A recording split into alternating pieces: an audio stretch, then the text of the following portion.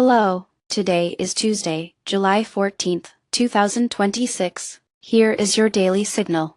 According to Bloomberg, Bangladesh is poised to reshape its energy future with the launch of its first nuclear power plant, expected to supply up to 15% of the nation's electricity. The Rupar plant, built on the banks of the Padma River, features two Russian-designed reactors set to be fully operational by 2028, marking a $12.65 billion investment mostly financed by Russian state loans and led by Rosatom. The project aims to reduce Bangladesh's reliance on imported fossil fuels and strengthen energy security, a response to rising electricity demand and recurring fuel supply shocks. However, delays from the COVID-19 pandemic and the Russia-Ukraine conflict have pushed the plant's first reactor online to 2027 and the second to 2028, with costs swelling 25% due to local currency depreciation. Bangladesh's government, under Prime Minister Tariq Rahman and Power and Energy Minister Iqbal Hassan Mahmood, confirmed on July 12 that it will not pursue more large reactors after Rupar and is shifting policy toward Western-supplied small modular reactors. Formal talks have begun with Rolls-Royce and Chinese suppliers, targeting reactors of 300-400 MW for quicker delivery and diverse sourcing. This pivot could attract investment from both Western and Chinese partners, reducing dependence on a single geopolitical bloc and enhancing energy security. The transition raises financial and regulatory hurdles, demanding new frameworks and workforce training, while Rupar's successful startup may set a precedent for other emerging economies considering nuclear solutions for climate and security challenges. Next, onto the global automotive industry crisis. Fortune reports that legacy German carmakers, including Volkswagen, Mercedes-Benz, BMW, and Porsche, are experiencing historic sales declines in China as Q2 figures show drops from 30% to 41%. Once dominant in the Chinese market and critical to global sales, these brands now face rapid growth from Chinese rivals like BYD, Geely, and NIO, especially in the electric vehicle EV sector. Emission regulations, shifting consumer preferences, and innovation in Chinese EVs have eroded the German stronghold, compounded by supply chain disruptions and broader economic slowdowns post-pandemic.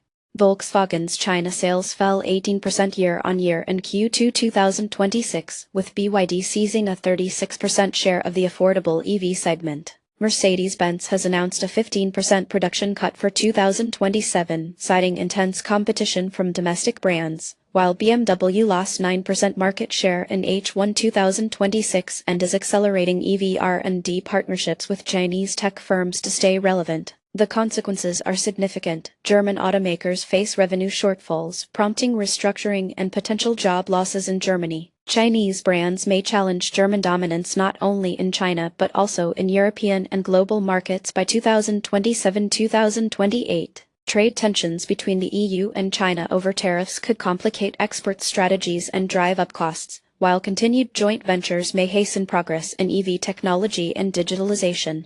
Turning to advancements in quantum computing and global encryption risks. Next big future highlights dramatic progress in quantum computing roadmaps aimed at cracking standard internet security, with Shor's algorithm and related quantum techniques speeding up the theoretical timeline for breaking RSA 2048 encryption. Quantum computers are moving closer to the ability to factor large integers exponentially faster than classical machines, threatening the backbone of global internet security. Shor's algorithm, central to these advances, was first proposed in 1994, and standard encryption today relies on these hard mathematical problems now being challenged by quantum capability.